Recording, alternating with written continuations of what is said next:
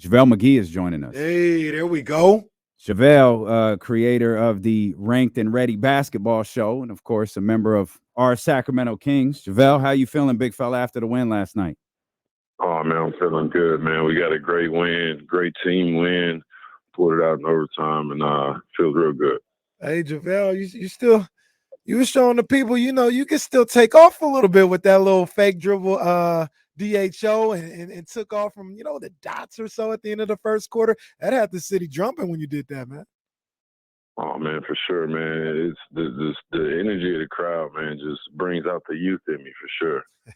You put the King on a poster, man. That one might go up in the G1C somewhere. That one might be out there. But you talked about bringing out the youth in you.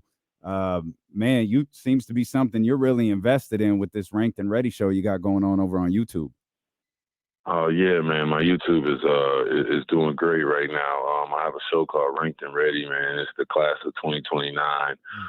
They were fifth graders at the time, but they were the number one fifth graders in the country at the time, and they were traveling around. And I feel like people don't really get to see the behind the scenes of youth basketball and AAU basketball. And when I got the opportunity to bring this project to the mainstream, I jumped on it, and it's been amazing, man. You guys really have to watch the show. We're on episode 3 now. It's showing on my YouTube, and it's really a ride. These kids are very passionate.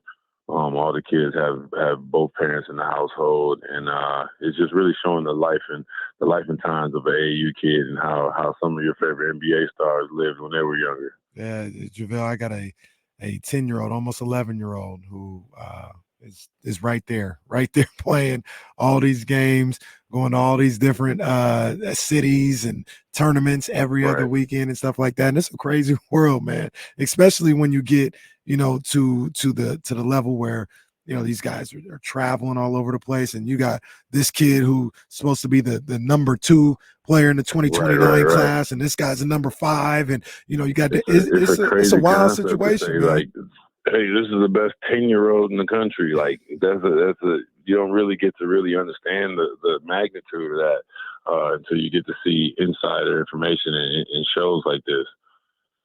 JaVale, why was this the story you wanted to tell?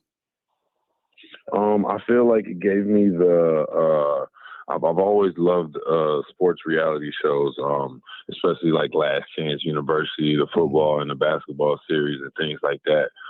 So when I got the opportunity to be executive producer of this show, I was like, I've never seen anything like this. I don't think people ever actually get to see the things that these NBA stars were going through when they were 10, 11, 12, and understanding like the reason they're in the league is because they've been doing this since they were 9 years old. They've been playing basketball every day for a while. They didn't just get good in high school and be able to be the great players that they are. So I feel like it's an aspect that a lot of teams or a lot of shows don't show.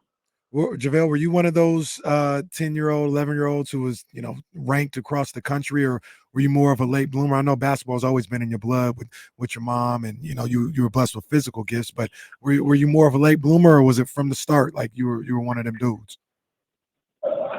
I wasn't ranked, but I was on AAU teams. But I was that kid who would go to AAU team, go to the best AAU team, and wasn't getting playing time. So I had to go to a AAU team that wasn't as good. But just to get that experience, my mother would take me out of there and put me on a team where I would play more, just to get my confidence, knowing that in the future it'll help me out in the long run.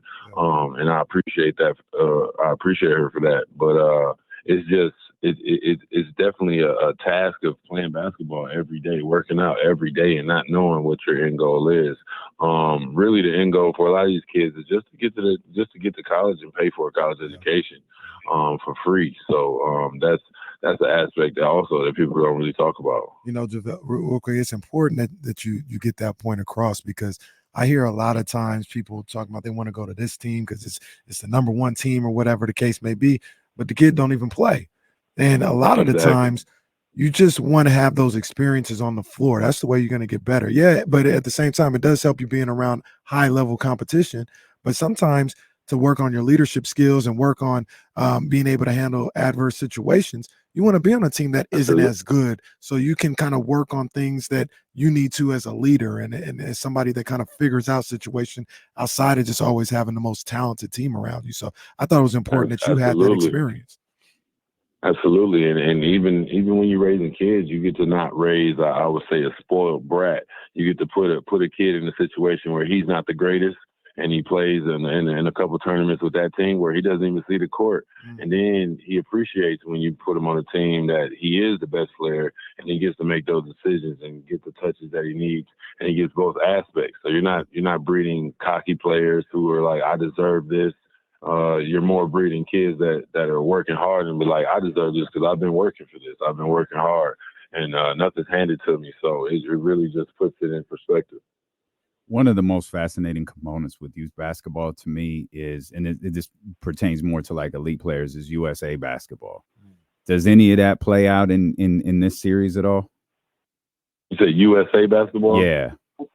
No USA basketball here. It's really just following this particular AAU team across the country, and the head coach of the team I actually went to college with, Brandon Fields, and he used to play in the G League down in Dallas.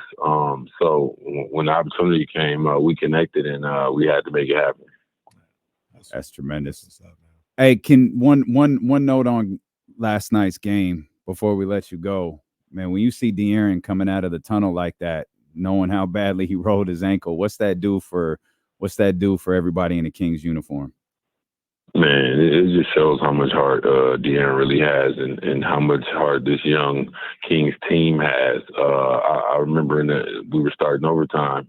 You can watch the film when we're starting overtime. I'm going to the jump ball, and I go over to Malik, and I tell Malik, you're gonna have to pick it up this overtime because De'Aaron's hurting. And the only reason I knew that is because I could see it in his eyes. His eyes were like damn near red, and I could see he's fighting through it. And in my mind, I'm a vet.